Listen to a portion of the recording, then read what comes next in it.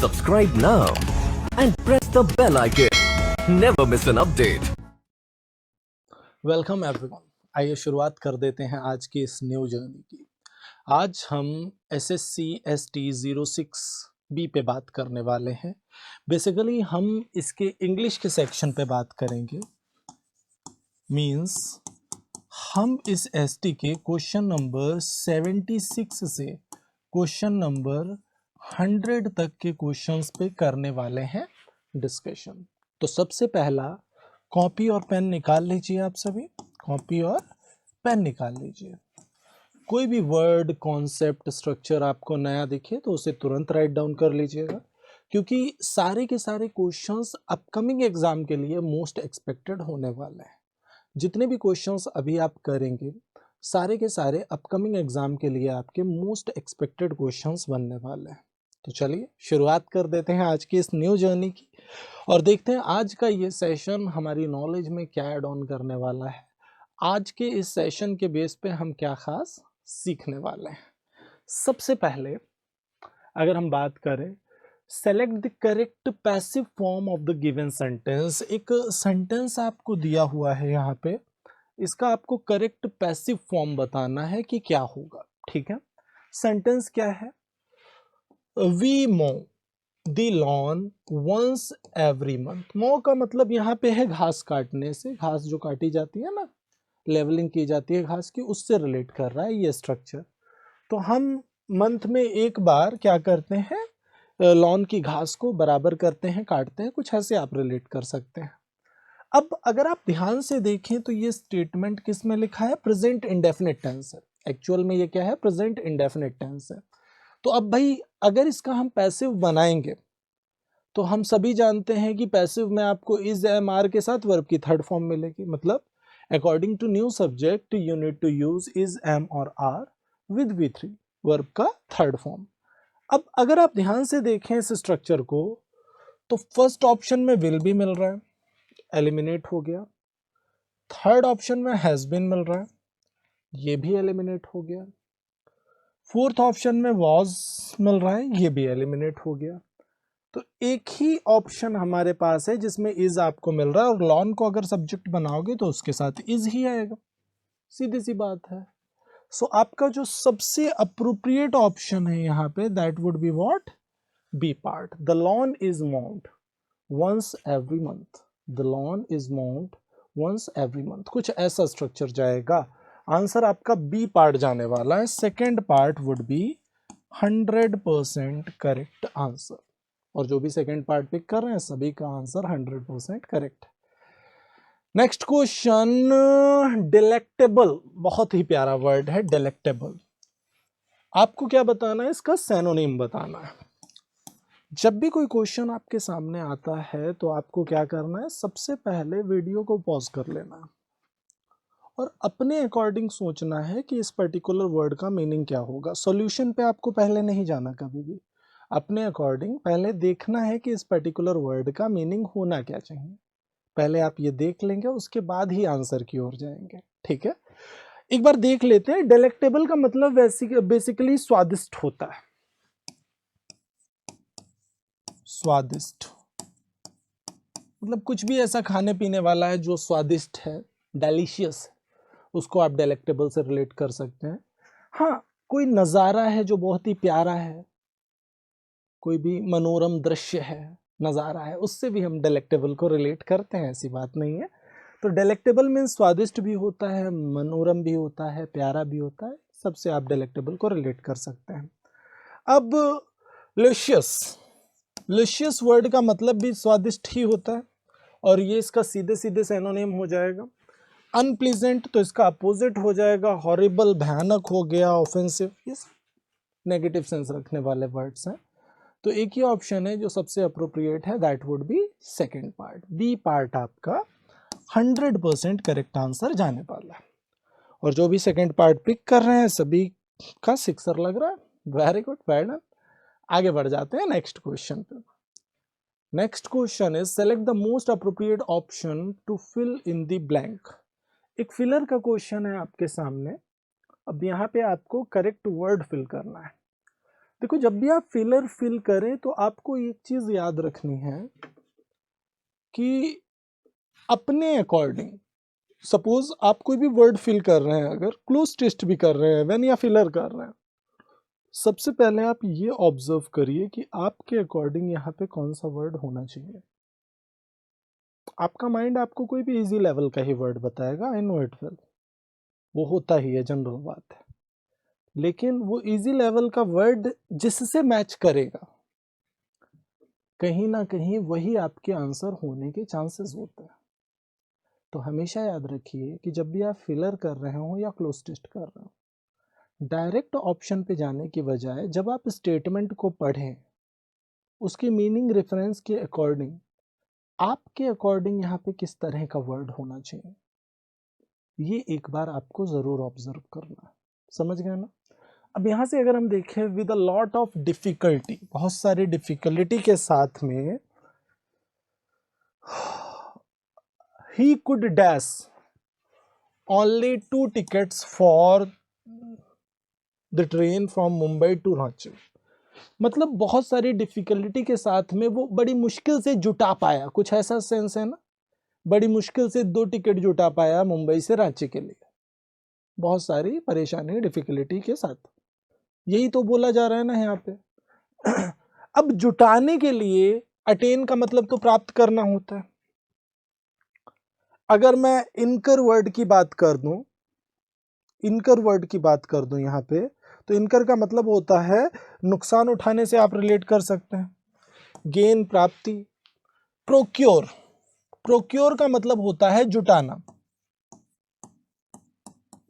जुटा पाना बड़ी मुश्किल से, कुछ ऐसे आप प्रोक्योर का रिलेट कर सकते हैं मीनिंग।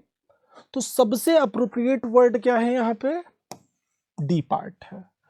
कुछ लोग अटेन और गेन भी पिक कर रहे हैं एग्जाम में, वो कहीं ना कहीं पॉजिटिव सेंस रखने वाले वर्ड्स हैं। और यहाँ पे क्या कह रहा है, वो सिर्फ 2 टिकट बहुत ही डिफिकल्टी से जुटा पाया, कुछ ऐसा। तो उस सेंस में हमें प्रोक्योर ही सबसे अप्रोप्रिएट वर्ड मिल रहा है। समझ गए ना मेरी बात, मैं क्या कह रहा हूँ? आपका जो एक्चुअल आंसर यहाँ पे होगा इस स्ट्रक्चर के according, that would be third part. और अगर आप थर्ड पिक कर रहे हैं तो आप 100% करेक्ट हैं। आगे बढ़ जाते हैं नेक्स्ट क्वेश्चन की ओर, and the very next one is, अगला क्वेश्चन हमारे सामने है, select the correct indirect form of the given sentence. देखो, एक गिवन सेंटेंस है हमारे सामने कुछ ऐसा, इसका हमें करेक्ट इनडायरेक्ट फॉर्म बताना है। The supervisor said to the staff, supervisor ने कहा, किससे कहा? स्टाफ से कहा, make sure that every room is disinfected properly. मतलब इस चीज को सुनिश्चित कर लीजिए कि हर रूम को अच्छे से डिसइंफेक्ट किया गया हो, ऐसा कुछ बात हो रहा है ना यहाँ पे, ठीक है। तो अब यहाँ पे अगर आप देखें, सेड टू को इंस्ट्रक्ट्स में तो बदल नहीं सकते, इंस्ट्रक्टेड हो सकता है, तो बी ऑप्शन हमारा एलिमिनेट हो गया, बी ऑप्शन हमारा एलिमिनेट हो गया। वॉज के साथ बीइंग लगाने का कोई मतलब नहीं है, प्रेजेंट पास्ट में जाता है नो डाउट, अगर रिपोर्टिंग वर्ब पास्ट में है तो, लेकिन वॉज के साथ बीइंग लगाना तो गलत हो जाएगा स्ट्रक्चर। ए ऑप्शन भी एलिमिनेट हो गया। The supervisor instructed the staff to make sure that every room was disinfected properly। had been भी गलत हो जाएगा, was वाला ऑप्शन सही होगा। तो सबसे अप्रोप्रिएट जो हमारा स्ट्रक्चर यहाँ पे जा रहा है, that would be third part। structure would be the supervisor instructed the staff to make sure that every room was disinfected properly। Now, one thing you should keep in your mind, जब भी बात हो direct indirect की, या बात हो active and passive voice की, जब भी बात चल रही हो डायरेक्ट इनडायरेक्ट की या एक्टिव एंड पैसिव वॉइस की, आपको एलिमिनेशन मेथड पे वर्क करना है। मीन्स आपको वो ऑप्शन देखना है जो नहीं हो सकता, आपको उस ऑप्शन पे फोकस करना है जो नहीं हो सकता। जो हो सकता है वो आपके सामने आ जाएगा, हमेशा याद रखिए इस चीज को। तो आप उस केस में उस ऑप्शन पे हमेशा फोकस करिए जो नहीं हो सकता। ठीक है, चलिए। सो यहाँ भी हमने वही किया कि फर्स्ट नहीं हो सकता, सेकंड नहीं हो सकता, फोर्थ नहीं हो सकता, तो जो हो सकता है हमारे सामने है वो ऑप्शन। ठीक है, चलिए। कभी कभी ऐसा भी होता है, इस चीज को ध्यान दीजिएगा, कभी कभी क्या होता है कि सारे ऑप्शंस गलत होते हैं, सारी ऑप्शंस गलत होते हैं। अब हमें वो ऑप्शन पिक करना होता है जिसमें सबसे कम मिस्टेक्स हैं। समझ गए ना मेरी बात, मैं क्या कह रहा हूं? तो इसलिए एलिमिनेशन मेथड इस तरह के क्वेश्चंस में आपके लिए काफी ज्यादा हेल्पफुल साबित होने वाला है, ये चीज हमेशा याद रखिए। ठीक है, next question, select the incorrectly spelled word. आपको क्या करना है, इनकरेक्टली स्पेल्ड वर्ड यहां पे बताना है क्या होगा। ठीक है, तो सबसे पहले अगर हम देखें कन्वेन, CONVENE,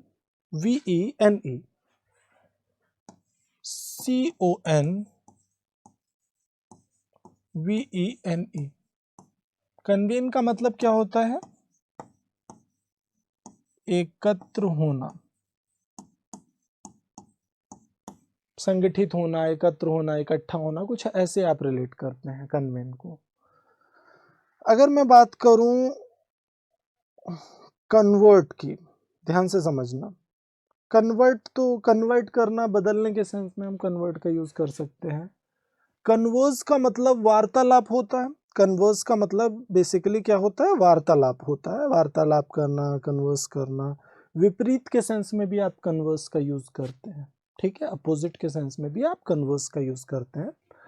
कॉन्वेंट, कॉन्वेंट का मतलब तो बेसिकली भिक्षुणी मठ होता है, भिक्षुणी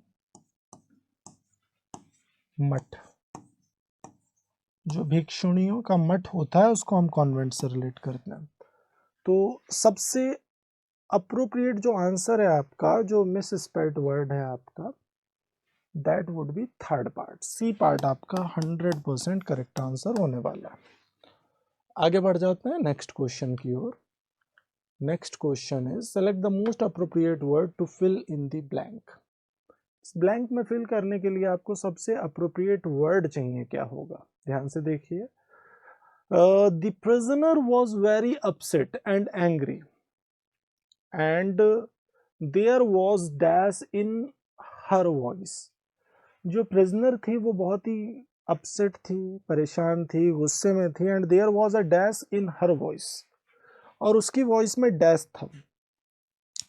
बिटरनेस, कड़वाहट, स्टिलनेस, स्थिरता, ईगरनेस, जिज्ञासा से रिलेट करेगा। ठीक है, थिकनेस, मोटापा, थिक, कोई भी चीज। तो आपका जो एक्चुअल आंसर जाएगा कि भाई कोई बंदा अपसेट है और एंग्री है, तो उसकी बातों में क्या होगी, कड़वाहट होगी, बुरा बोलेगा, बुरा बोलेगी। यहाँ पे प्रिजनर क्या है, फीमेल है, हर से ये पता चल रहा है। तो आपका यहाँ पे सबसे अप्रोप्रिएट आंसर क्या जाने वाला है, A part, bitterness would be there, और सबसे अप्रोप्रिएट जो आपका आंसर जाएगा that would be a part. So जो भी ए पार्ट पिक कर रहे हैं उन सभी का आंसर 100% करेक्ट जा रहा है। नेक्स्ट क्वेश्चन की ओर बढ़ जाते हैं। Select the most appropriate meaning of the given idiom. अगला क्या है, needle in a हेस्टेक, needle in अ हेस्टेक। अच्छा, हेस्टेक का मतलब हो गया सूखी घास का जो ढेर है, सूखी घास का जो ढेर है उसमें से एक नीडल, छोटी सी सुई को ढूंढना, ये क्या है, इसे ढूंढना क्या है, इम्पॉसिबल है, बिल्कुल असंभव के आसपास है, यही ना। तो अ नीडल इन अ हेस्टेक का मतलब क्या हो गया, समथिंग इम्पॉसिबल टू फाइंड। इस इडियम का कुछ ऐसा मीनिंग जाएगा, और इसको इस इमेज से याद रखना ज़्यादा लंबे टाइम तक याद रख पाओगे।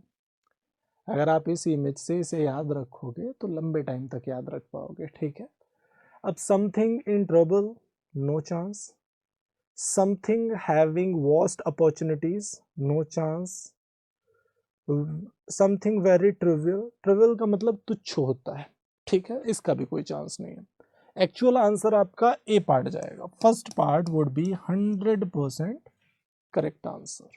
और जो भी फर्स्ट पार्ट पिक कर रहे हैं सभी का सिक्सर लग रहा है।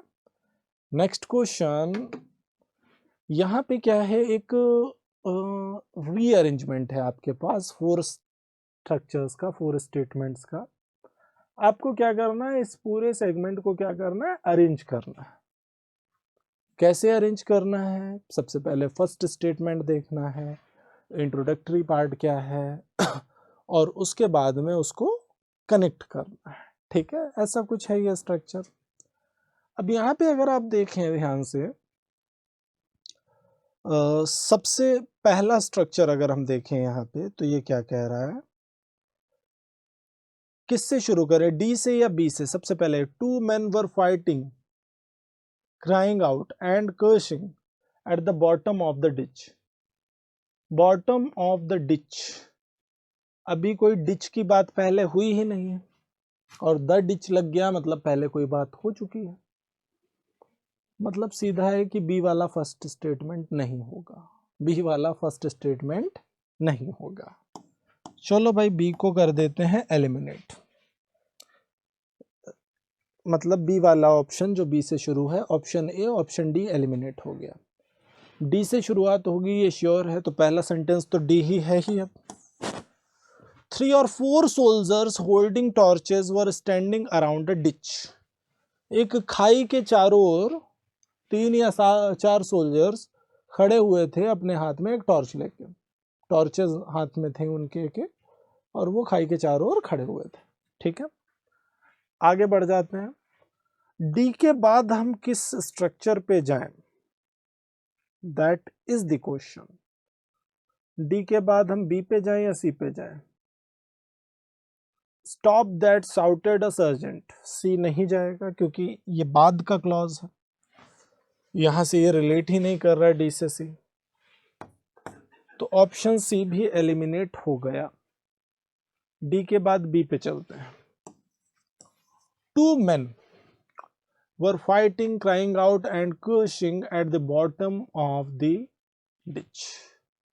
खाई के बॉटम में क्या था कि 2 जो मेन थे वो फाइट कर रहे थे, आपस में चिल्ला रहे थे, एक दूसरे को कर्श कर रहे थे, ठीक है। डी के बाद बी पे गए, फिर ए पे चले गए हम थर्ड। एक ही ऑप्शन बचा ही है वैसे हमारे पास, आंसर आ चुका है। They were covered with mud from head to foot, जो वहां का कीचड़ था ना, मिट्टी था, उससे वो पूरी तरह से कवर थे, सिर से लेके पैरों तक पूरी तरह से कवर हो रखे थे वो लोग। Fourth, stop that shouted the sergeant, अब उनको ऐसा करते हुए देख के सर्जेंट चिल्लाया, रोक दो ये सब, क्या कर रहे हो, रुक जाओ। समझ गए ना? तो आई थिंक सभी को समझ आ गया किस तरह का ये स्ट्रक्चर है। प्यारा सा बिल्कुल स्ट्रक्चर था और प्यार से हमने इसको बिल्कुल कोरिलेट कर लिया। आंसर हमारा 100% बी पार्ट जाने वाला है, और अगर आप बी पार्ट पिक कर रहे हैं तो आपका आंसर 100% करेक्ट भी है। Very good. नेक्स्ट क्वेश्चन की ओर बढ़ जाते हैं। In the given sentence, identify the segment which contains the grammatical error. अब यहाँ पे ये स्ट्रक्चर है आपका, ध्यान देना, ये आपका कंप्लीट स्ट्रक्चर है। इसी को ब्रेक करके नीचे आपको अलग अलग पार्ट्स में लिखा गया है। आपको इन पार्ट्स के अकॉर्डिंग हमेशा आंसर करना है। कभी कभी क्या होता है, ऊपर का स्ट्रक्चर पार्ट्स में बटा हुआ होता है, लाइक ये फर्स्ट पार्ट है, ये सेकंड है, ये थर्ड है, ये फोर्थ है, ऐसा गिवन है स्टेटमेंट में भी, और नीचे जो पार्ट्स हैं उनको शफल करके लिखा गया है। हम क्या करते हैं, ऊपर जो पढ़ते हैं उसके अकॉर्डिंग ही अपना आंसर पिक कर देते हैं, लेकिन आंसर तो हमें ऑप्शन के अकॉर्डिंग देना था ना। तो कभी कभी क्या होता है, जल्दी की वजह से हम इस तरह की मिस्टेक्स अक्सर करते हैं। इस तरह की मिस्टेक से हमेशा बचना है, ठीक है। सो अब यहां से अगर हम देखें, आम्फन, the more severe cyclone in the Bay of Bengal since the super cyclone of 1999 made landfall in afternoon on Wednesday। अब यहाँ पे एक ही साइक्लोन की पर्टिकुलर बात हो रही है, there is no comparison at all. तो यहाँ पे अगर हम देखें, मोर को नहीं बल्कि मोस्ट का यूज करेंगे, सुपरलेटिव डिग्री आएगा। Amphan, the most severe cyclone in Bay of Bengal since super cyclone of 1999 made landfall in afternoon on Wednesday।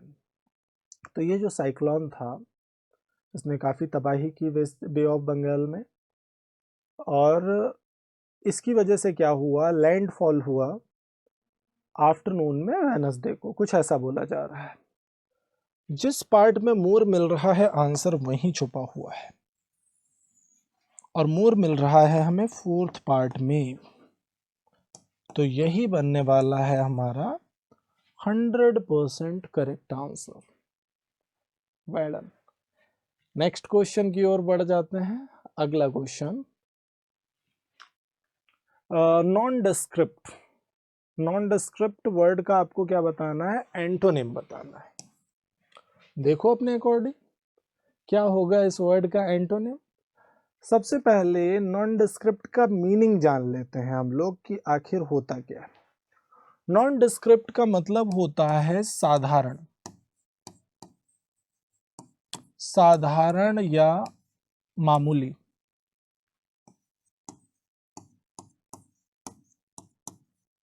Common से आप इसे रिलेट कर सकते हैं नॉन डिस्क्रिप्ट को। तो अगर आपसे एंटोनिम पूछा है, यहाँ पे सेनोनिम पूछता तो ऑर्डिनरी भी इसका सेनोनिम हो जाता, कॉमन भी इसका सेनोनिम हो जाता। वेग्यू का मतलब होता है गूढ़ या अस्पष्ट, तो इसका तो रिलेशन ही नहीं है इससे। तो अब दो ऑप्शन तो ये एलिमिनेट हो जा रहे हैं क्योंकि सेनोनिम पूछ रहा है आपसे, और वेग्यू का कोई कनेक्शन ही नहीं है इससे। तो डिस्टिंग्विश्ड, अगर मैं डिस्टिंग्विश्ड वर्ड की बात करूं तो डिस्टिंग्विश्ड का मतलब होता है असाधारण।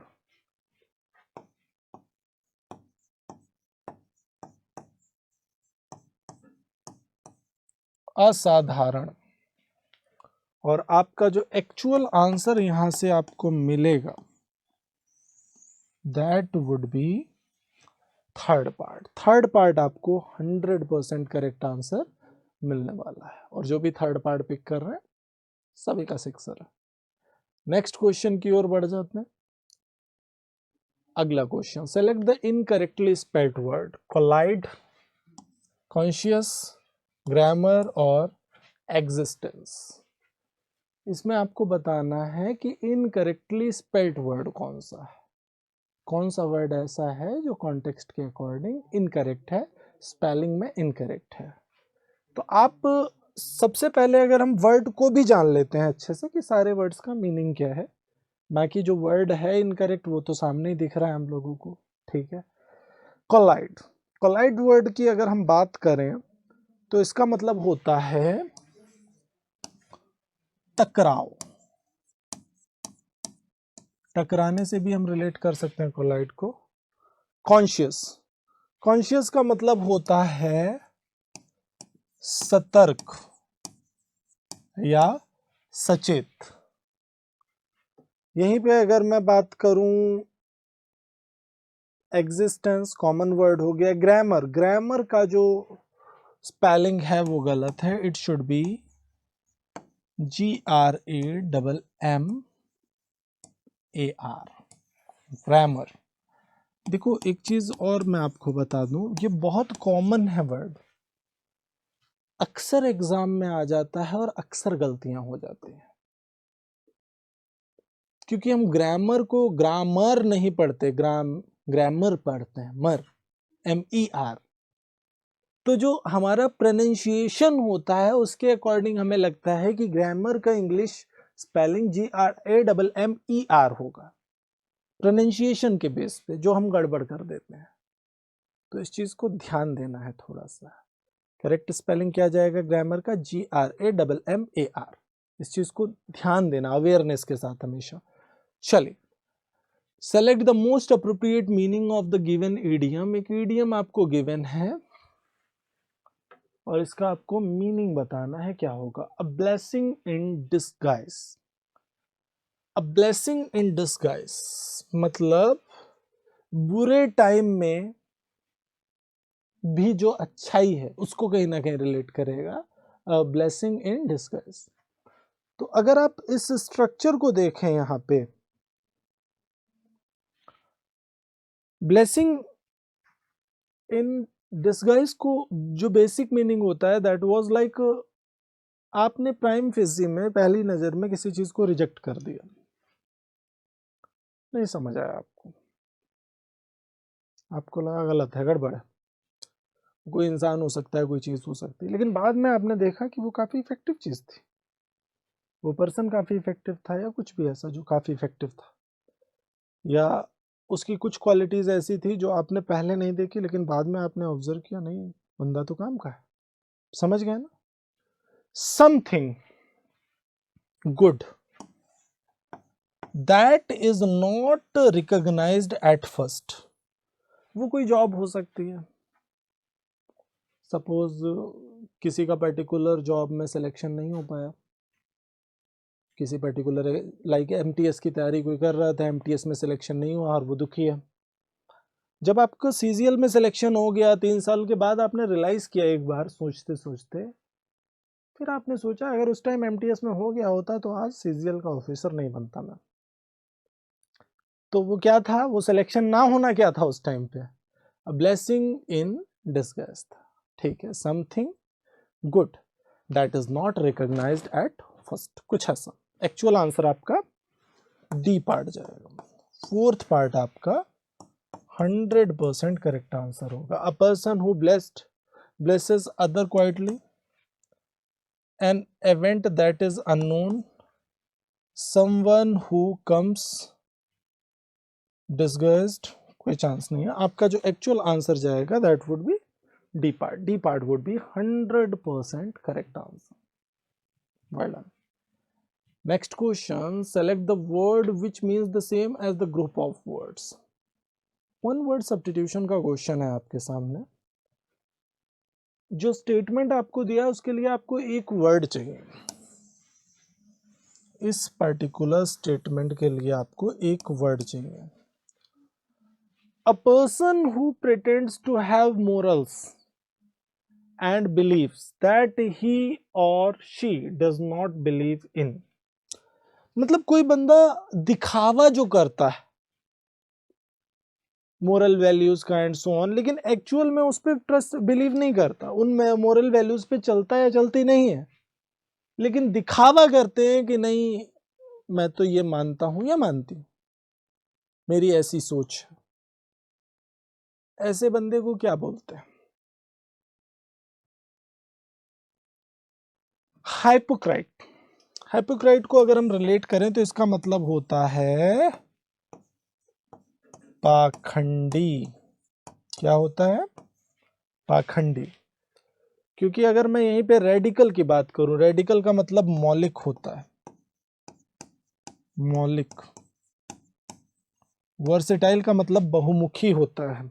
चपल चंचल से भी रिलेट करते हैं वर्सेटाइल को, बहुमुखी से रिलेट कर सकता है। कम्युनल का मतलब जैसे कम्युनल रेट, सांप्रदायिक दंगे, तो कम्युनल का मतलब सांप्रदायिक होता है। ठीक है, तो आपका जो सबसे अप्रोप्रिएट ऑप्शन है यहाँ पे इस स्ट्रक्चर के लिए that would be third part. Third part आपका 100% करेक्ट आंसर जाने वाला है। नेक्स्ट क्वेश्चन की ओर बढ़ जाते हैं। Complicated, select the most appropriate synonym of the given word. Complicated जो वर्ड लिखा है आपके सामने, कॉम्प्लिकेटेड, कुछ भी ऐसा जो जटिल है। भाई कॉम्प्लिकेट को जटिल से ही तो रिलेट कर सकते हैं ना। इसका आपको क्या बताना है? सिनोनिम बताना है। प्लेन सादा हो गया, पेनफुल दर्द भरा हो गया, सिंप्लीफाइड आसान हो गया, और एक ही वर्ड ऐसा है जो इससे को रिलेट करेगा, कॉम्प्लेक्स। कॉम्प्लेक्स का मीनिंग क्या हो गया? जटिल हो गया। तो आपका जो एक्चुअल आंसर जाने वाला है that would be what? B part. B part would be 100% correct answer. आगे बढ़ जाते हैं नेक्स्ट क्वेश्चन पे। Next question, select the most appropriate antonym of the given word. अब आपको एक गिवन वर्ड है उसका एंटोनिम बताना है, बेसिकली अपोजिट वर्ड बताना है, और वर्ड भी काफी प्यारा है, कंप्लीट। कंप्लीट का मतलब क्या होता है? पूरा। कंप्लीट को अगर हम रिलेट करें तो इसका मतलब हो गया पूरा। अब यहाँ पे वैकेंट तो खाली हो गया। अगर हम बल्कि की बात करें, बल्कि का मतलब क्या हो गया? कुछ भी ऐसा जो भारी भरकम है, बल्कि। प्लेंटीफुल को अगर मैं रिलेट करूं तो प्लेंटीफुल का मतलब जो भी आधिक्य है, काफी मात्रा में है, बहुलता से रिलेट कर सकता है प्लेंटीफुल। और पार्शियल का मतलब आंशिक हो गया। तो कंप्लीट के लिए जो करेक्ट अपोजिट वर्ड जाएगा that would be D part. Partial आपका करेक्ट अपोजिट वर्ड जाने वाला है यहाँ पे। डी पार्ट आपका 100% करेक्ट आंसर बनने वाला है माय डियर एस्पिरेंट्स। और जो भी डी पार्ट पिक कर रहे हैं सभी का सिक्सर लग रहा है। आगे बढ़ जाते हैं नेक्स्ट क्वेश्चन की ओर। Select the option which means the same as the group of words, मतलब वन वर्ड सब्स्टिट्यूशन का क्वेश्चन है। One who can not be reformed और चेंज्ड, वो जो बदला नहीं जा सकता, जिसमें संशोधन नहीं किया जा सकता या बदला नहीं जा सकता। इनफॉलिबल, इनकरेजिबल, इनविंसिबल और इंडेलिबल। एक्चुअल जो आपका आंसर जाएगा यहां से 91 नंबर क्वेश्चन के लिए, दैट इज इनकरेजिबल। इनकरेजिबल का मतलब होता है असुधार्य। असुधार्य मतलब जिसमें सुधार नहीं हो सकता, ठीक है। क्योंकि अगर मैं इनफॉलिबल की बात करूं तो इनफॉलिबल का मतलब होता है दोष रहित। दोष रहित, जिसमें किसी तरह के कोई दोष नहीं है। इनविंसिबल, इनविंसिबल का बेसिक मीनिंग होता है अजेय। अजेय। और इंडेलिबल का मतलब होता है अमिट। इंडेलिबल का मतलब क्या होता है? अमिट। तो आपका जो एक्चुअल आंसर जाने वाला है यहाँ पे दैट इज इनकरेजिबल, जिसे करेक्ट नहीं किया जा सकता, जिसे सुधारा नहीं जा सकता। तो जो भी एस्पिरेंट्स हमारे बी पार्ट पे जा रहे हैं बिल्कुल करेक्ट है, उनका आंसर 100% करेक्ट जा रहा है। आगे बढ़ जाते हैं नेक्स्ट क्वेश्चन की ओर और देखते हैं अगला क्वेश्चन आखिर हमसे क्या कहना चाहता है। एक चीज और, जिस टाइम आप ये क्वेश्चंस कर रहे हैं, सपोज इसमें कोई भी वर्ड ऐसा है जो आपको नहीं आता है, लिख लीजिए उसको तुरंत। इसमें से कोई भी ऐसा वर्ड है जो आ जाएगा एग्जाम में, ठीक है। बाकी बल्कि सारे के सारे वर्ड्स एग्जाम में आने के लिए वैल्यू रखते हैं, क्योंकि सारे ही एग्जाम के वर्ड्स हैं और आ भी चुके हैं कई बार, ठीक है। चलिए अब यहाँ पे रीअरेंजमेंट का एक क्वेश्चन है, एक बार देख लेते हैं कि इसको किस तरह से अरेंज करना है। ए और बी में से कोई पहला स्ट्रक्चर होगा। It becomes evident from their stories that their desire to succeed become their. अब देयर बोला जा रहा है, ये एविडेंट हो गया, स्पष्ट हो गया उनकी स्टोरीज से। उनकी मतलब किन की स्टोरीज से? ये कोई बात हुई? अभी नहीं हुई। तो ए वाला तो फर्स्ट होगा नहीं। ए वाला सेंटेंस अगर फर्स्ट नहीं होगा तो ऑप्शन ए और ऑप्शन सी दोनों ही एलिमिनेट होगा। अब ये श्योर हो गया कि सेंटेंस की शुरुआत बी से होगी, और बी के बाद वाला जैसे ही आप सेंटेंस देख लोगे, मतलब जैसे ही आपको पता चल जाएगा बी के बाद सी होगा या ए होगा, जैसे ही आपको पता चलेगा बी के साथ सी होगा या ए होगा, आप अपने आंसर तक पहुंच जाएंगे, ठीक है। बी देखो, We read many stories of people who overcome serious disabilities. हमने पढ़ी हैं कई स्टोरीज उन लोगों की who overcame serious disabilities, जिन्होंने ओवरकम किया सीरियस डिसेबिलिटी को। ठीक है, अब यहां से अगर हम देखें बी के बाद हम किस स्ट्रक्चर पे जाएं, बी के बाद सी देख लो, this is what made a paralytic. अब ये स्ट्रक्चर नहीं जुड़ेगा, इससे ए को देखो। Second, it becomes evident from their stories that their desire to succeed become their driving force, their purpose in life. मतलब किसी भी डिसेबिलिटी को ओवरकम करने के लिए ये चीज क्लियर हो जा रही है किससे, उनकी स्टोरीज से। अगर आप उनकी लोगों की स्टोरीज देखें तो उससे ये चीज आपको क्लियर हो जा रही है कि उनकी जो डिजायर है सफल होने की, वो उनकी ड्राइविंग फोर्स है, उनका पर्पस है लाइफ के अंदर। ठीक है, जैसे कोई पैरालिटिक कंडीशन में आ गया, डॉक्टर ने जवाब दे दिया, लेकिन उसके बाद भी इंसान की विल पावर ने उसे सक्सेसफुल बनाया। आंसर आपका आ चुका है डी पार्ट। बी के बाद जैसे ही आप ए की ओर गए, बी के बाद जैसे ही आप ए की ओर गए, आपका आंसर आ चुका है। अब एक बार देख लेते हैं डी वाले को भी। They wanted to prove to themselves that they could do in spite of all odds and they did it. वो अपने आप को प्रूव करना चाहते थे और उन्होंने प्रूव किया that they could do it, कि वो ऐसा कर सकते हैं। And in spite of all odds they did it. हर बुरी परिस्थिति के बावजूद वो ऐसा करके दिखाते हैं, सफल होके दिखाते हैं। ठीक, डी के बाद सी की ओर बढ़ जाते हैं। This is what made a paralytic Wilma Rudolph win 3 gold medals on the track in the 1960 Olympics. एक पैरालिटिक की यहाँ पे बात हो रही है, विल्मा रुडोल्फ, जिन्होंने 3 गोल्ड मेडल जीते लगातार 1960 ओलंपिक्स में। ठीक है, आपका जो एक्चुअल आंसर यहां से जाने वाला है that would be D part. D part आपका 100% करेक्ट आंसर बनने वाला है। Very good, fair done. आगे बढ़ जाते हैं। Select the most appropriate option to substitute the underlined segment in the given sentence. If there is no need to substitute it, select no substitution.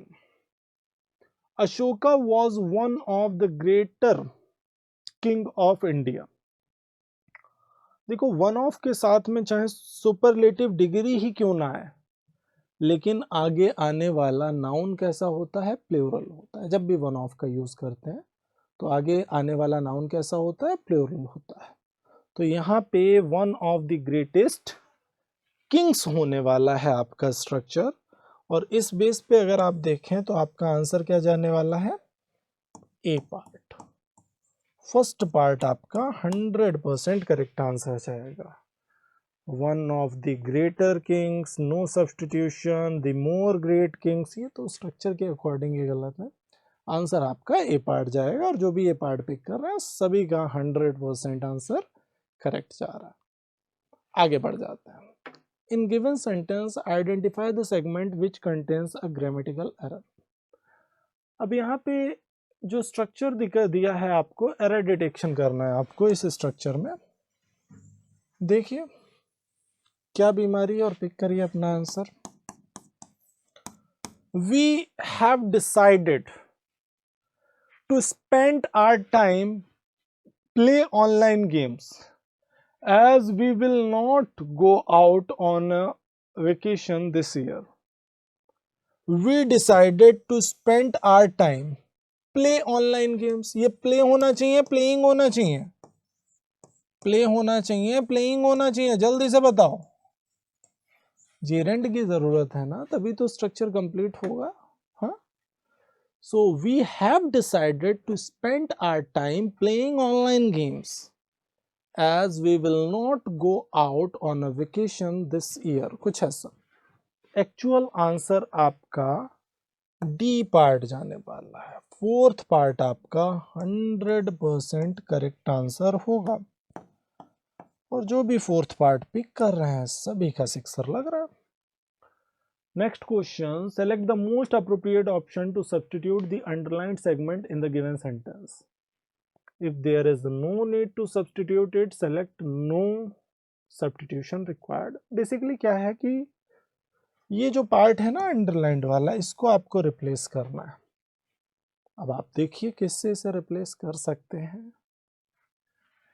Just like a spider that spins its own web and later destroyed it. बिल्कुल spider, मकड़ी की तरह, जो अपने जाल को खुद बुनता है और उसके बाद उसे डिस्ट्रॉय कर देता है। Human beings can also destroy the web of desires that engulfs them. Human beings की बात हो रही है ना, तो जो प्रोनाउन है उसका ऑब्जेक्टिव केस आएगा ना वहां पे, ठीक है। तो अब यहां से अगर आप देखें, ध्यान से देखिएगा इस चीज को, देम का यूज करेंगे हम तब ये स्ट्रक्चर करेक्ट होगा। इनगल्फ का मतलब होता है घेरना। उसी तरह से ह्यूमन बीइंग्स भी क्या कर सकते हैं, डिस्ट्रॉय कर सकते हैं उस जाल को, जो इच्छाओं का जाल उन्होंने अपने चारों ओर फैलाया है, उसको क्या कर सकते हैं, डिजायर्स के जाल को वो क्या कर सकते हैं, डिस्ट्रॉय कर सकते हैं, जिसने उन्हें घेर रखा है। इनगल्फ का मतलब घेरना होता है। आंसर आपका ए पार्ट जाएगा। First part would be 100% correct answer. Now अगर हम इस स्ट्रक्चर को देखें, यहाँ पे क्लोज टेस्ट है हमारे सामने प्यारा सा, एक बार क्लोज टेस्ट को पढ़ लेते हैं और फिर इससे रिलेटेड क्वेश्चंस के आंसर कर लेते हैं। Students in the 6th grade of a certain school in Navi Mumbai love dash history lessons thanks to a novel teaching ad. It does not surprising given the fact that their study material dash comic books and they use their textbooks for dash to put things into perspective. Besides, students are dash to tap other sources of information as well. तो यहाँ पे students जो हैं नवी मुंबई के एक certain school के 6th grade के, history lessons को अलग अलग टीचिंग जो एड है उनकी बात हो रही है, उनके रेफरेंस से वो सीख रहे हैं नए नए लेसन्स, और मतलब जैसे कहते हैं ना love for learning, comic characters, comics, इनके रेफरेंस के साथ में पढ़ाया जाता है, तो बच्चे भी इंटरेस्ट के साथ पढ़ाई करते हैं। कुछ इसी तरह की बात यहाँ पे चल रही है। कॉन्टेक्स्ट के अकॉर्डिंग देखिए, फर्स्ट फिलर मतलब पी वाले ऑप्शन के लिए आपका आंसर क्या होगा। Students in 6th grade of a certain school in Navi Mumbai love dash history lessons them her are there. Students की बात आ रही है तो देयर ही जाएगा, their history lessons thanks to a novel teaching aid। novel teaching aid की बात हो रही है। it does not surprising, it was, it के साथ आर और वर तो आएगा नहीं।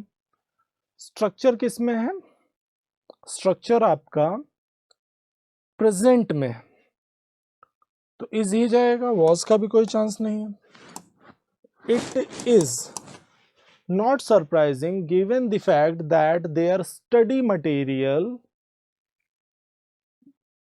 includes, प्रेजेंट की बात हो रही है, comic books, includes comic books and they use, देखो आगे का स्ट्रक्चर भी बता रहा है कि प्रेजेंट इंडेफिनिट होना चाहिए। Their text books for, they use their text books for, S के लिए आपका आंसर क्या हो सकता है, इंडिकेशन, रेफरेंस, प्रैक्टिस और सजेशन। रेफरेंस के लिए टेक्स्ट बुक का यूज करते हैं बच्चे, बिल्कुल सही। आंसर आपका बी पार्ट जाने वाला 100। Select the most appropriate option for blank T. Besides, students are dash to tap other sources of information as well, cheered, heartened, boosted और encouraged। अब यहाँ से अगर आप देखें इनकरेज्ड, प्रोत्साहित किया जाता है, कुछ ऐसा। Students are encouraged, besides students are encouraged to tap other sources of information as well। तो यहाँ पे क्या है कि टीचिंग मेथड्स को बदलने से किस तरह से टीचिंग इफेक्टिव हो जाती है, इस तरह की बात चल रही है यहाँ पे, ठीक है।